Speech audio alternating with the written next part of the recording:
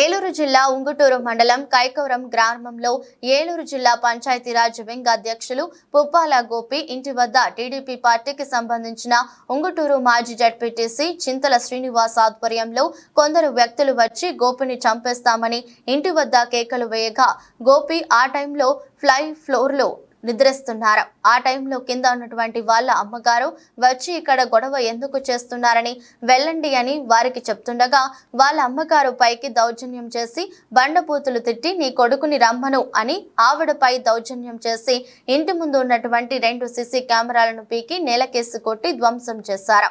మరియు కారద్దాలు పగలగొట్టారు.